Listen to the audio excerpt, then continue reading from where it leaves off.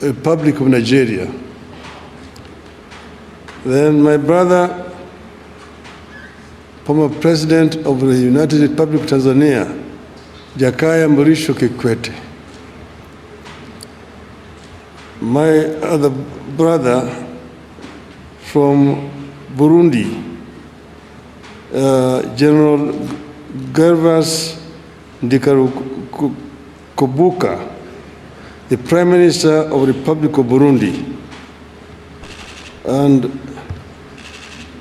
Brother James Kabere, Minister of State for Foreign Affairs of the Republic of Rwanda. Distinguished diplomats, ladies and gentlemen, hamjambo, good morning. I am so delighted to have opportunity to stand before you here this morning to see this distinguished audience here. I want to say that this is an occasion which the Lord has made, and let's be proud in it.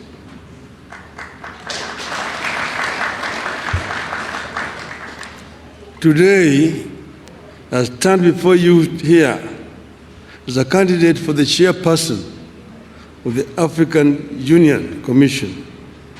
I'm personally encouraged and humbled by the collective support for my country and the Eastern African region.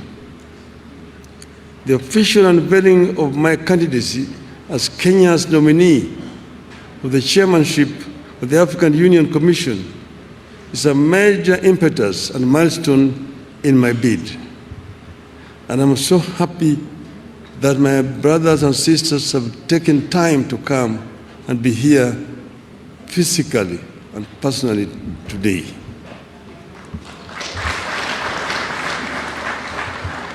The history of Africa is replete of low and high moments. Africa is widely considered the birthplace of mankind, whose political organization was reflected in great kingdoms across the continent. And as of today, the oldest species of humanoid has been discovered in this region. So in Ethiopia, in northern Kenya, in Olduvai Gorge in Tanzania. So there's no doubt that this is the home of mankind. However, the continent has suffered slavery, colonialism, humiliation, repeated aggression, and internal violent conflicts.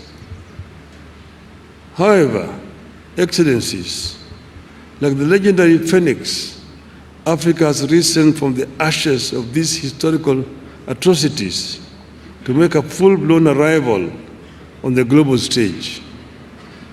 Consequently, you have heard slogans such as African Renaissance and Africa Rising. Nonetheless, I envisage an Africa where our visionary sloganeering will translate into strategic action for the transformation of our continent. Unfortunately,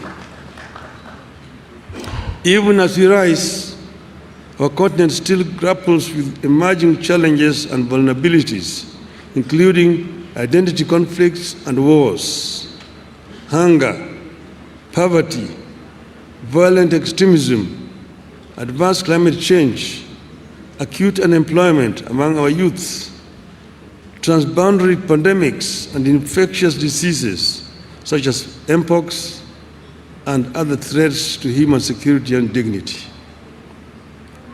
My plan is to work with you, Your Excellencies, and make the AU more people-centered and serve the interests of the vast voiceless majority of Africans. The African people should feel the AU in their lives. Excellencies, If elected chairman, I propose to utilize the transition period to critically analyze the existing proposals for reforms and building capacity of the AU Commission. The ultimate aim is to follow up on the implementation of the reports so far formulated. Certainly, the story of Africa is not all gloom and doom.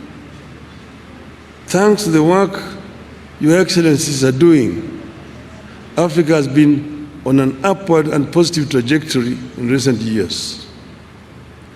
In February, the African Development Bank reported that Africa will account for 11 of the world's 20 fastest growing economies this year.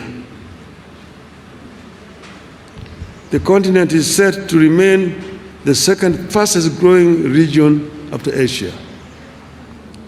I deeply appreciate your efforts in restoring hope on the continent, and it is my wish to have a chance to complement your efforts as AU chairperson. Excellencies, throughout my leadership and service to the public, I have noted the significance of defining strategic goals and appreciating the influence of political dynamics on the outcomes of these goals. So decision-making must be backed by a balance between policy and geopolitics. I plan to work with you, Your Excellencies, to integrate this continent. You are one people who unfortunately are trying too hard to separate from each other. I have traveled the length and breadth of this beautiful continent, and I have seen the faces of Africa's future. I was involved in peace negotiations in Burundi with Mwalimu Nyerere. I was involved as the mediator of the AU with the conflict in Côte d'Ivoire. I was involved in Mozambique. So I understand the continent. And I see the faces of our children, full of hope and energy, and unbound by the borders of yesterday. I dream of an Africa where those borders and colonial languages no longer divide us. We don't want to see Africans to be divided as Anglophones, Francophones, Lusophones. I want them to be Africaphones.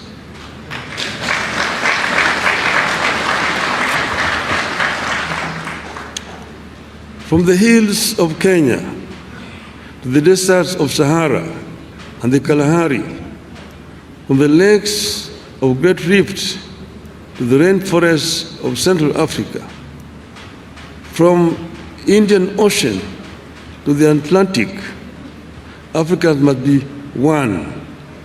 Its resilience and hope for a bright future transmitted to our young people.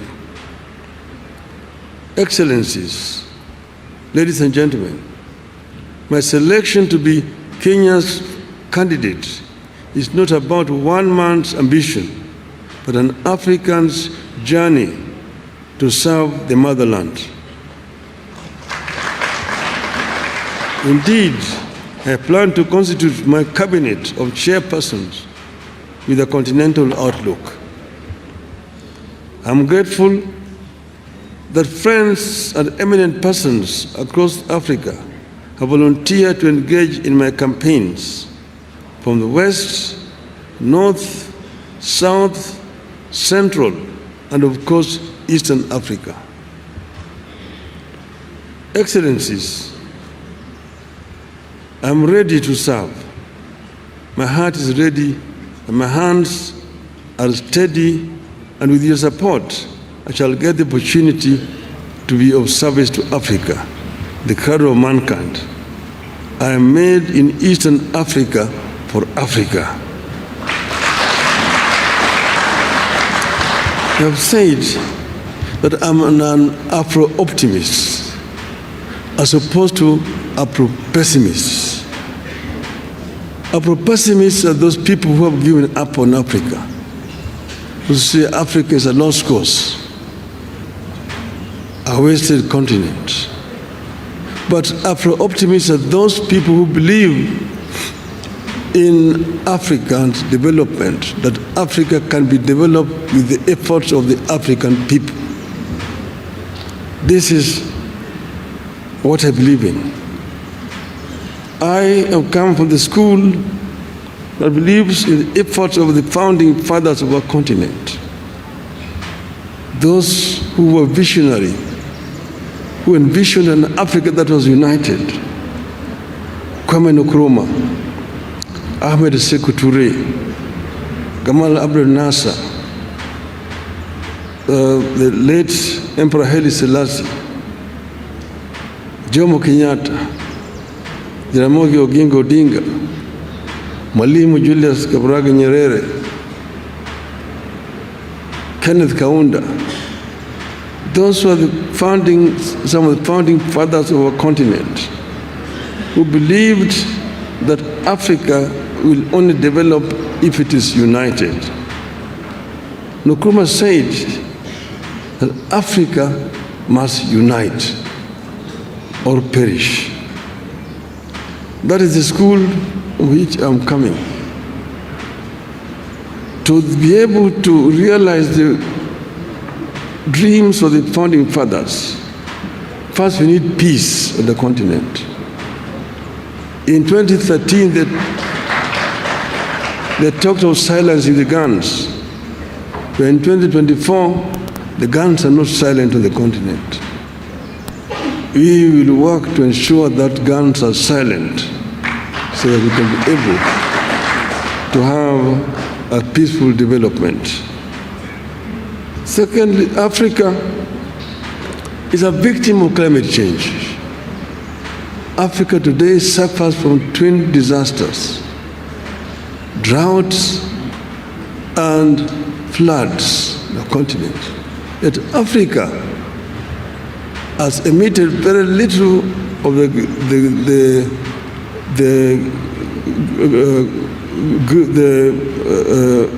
carbon that is polluting the world. So Africa needs to be compensated.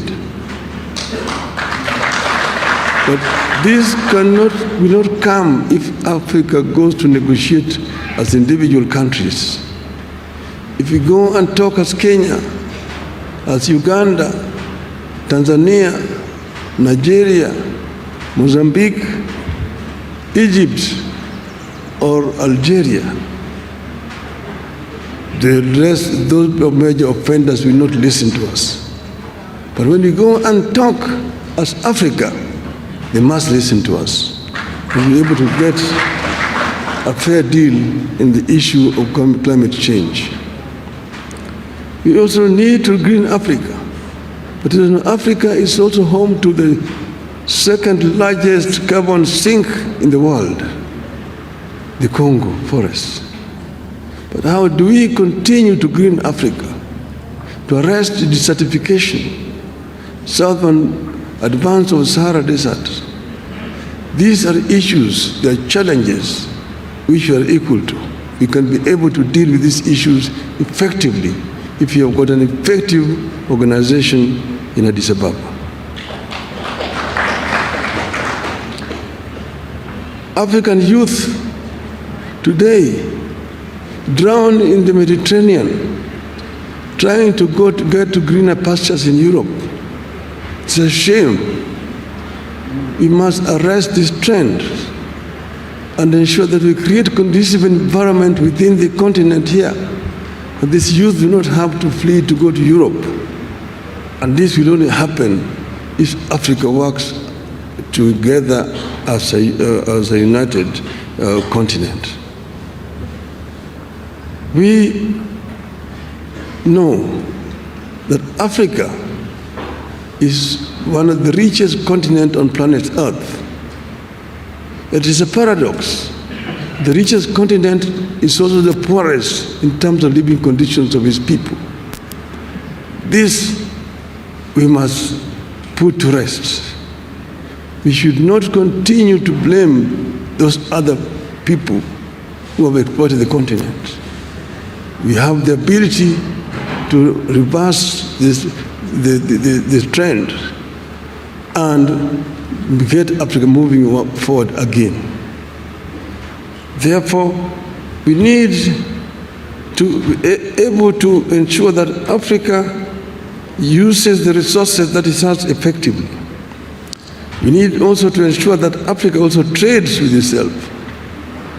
Africa is wasting a lot of time searching for markets where they put very unequal terms to our goods coming from Africa. The inter-African trade today stands at only 15%. Inter-European trade stands at 70%. Inter-Asian trade stands at 60%. Even inter-South American trade stands at 35%. We need to ensure that Africa trades more with itself. We need to address the constraining factors. One, the non-tariff barriers which have been imposed by other African countries against goods from neighboring countries.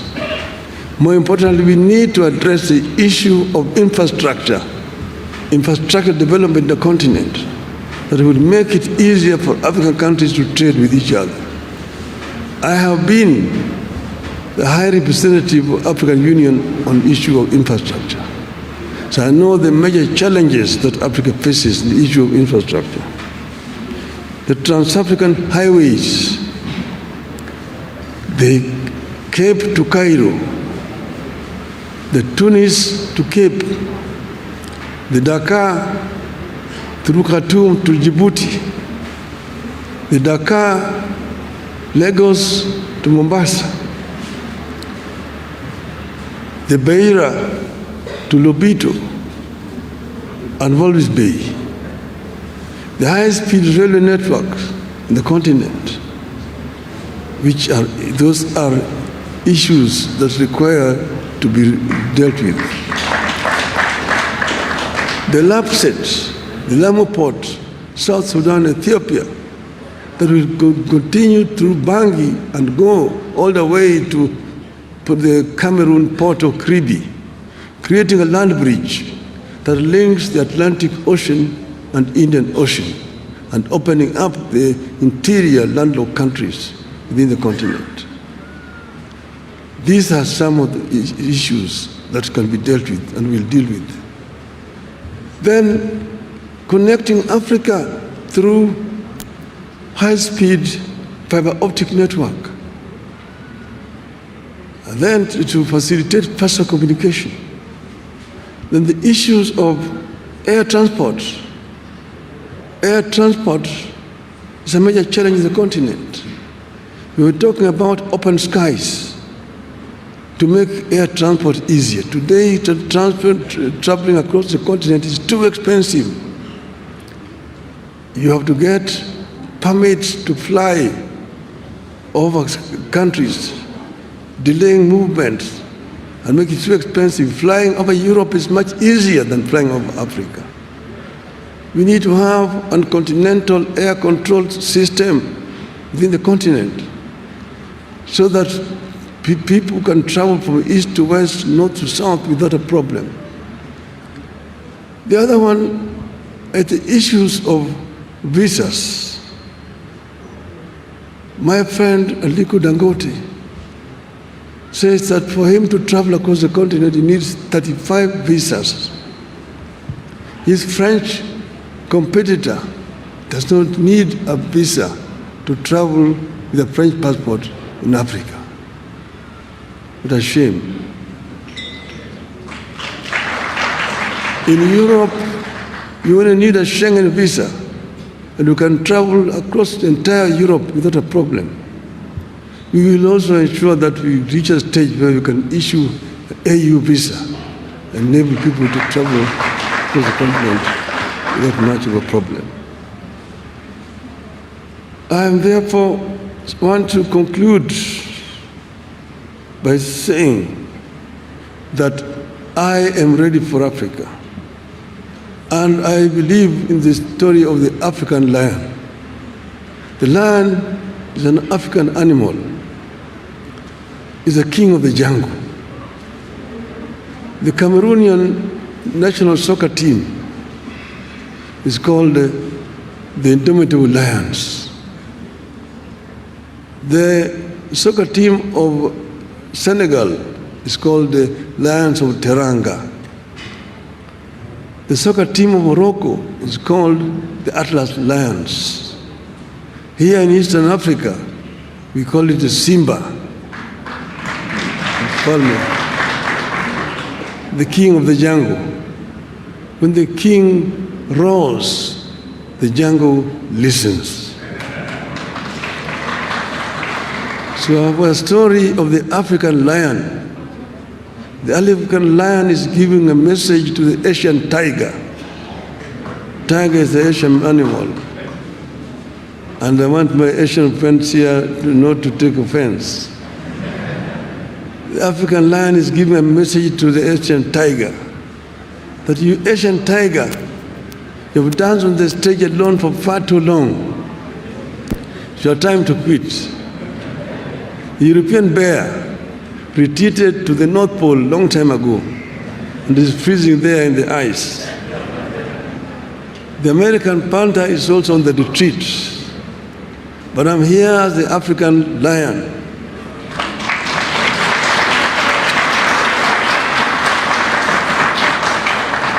I've been asleep in the jungles of the Congo, but now I'm awake and I'm sitting on African gold, African oil, African diamonds, African iron and copper ores. I'm sitting on African bauxite. I'm sitting on African lithium and coltan and uranium. And I have the ability to transform all these materials that I have into wealth for the benefit of my people and claim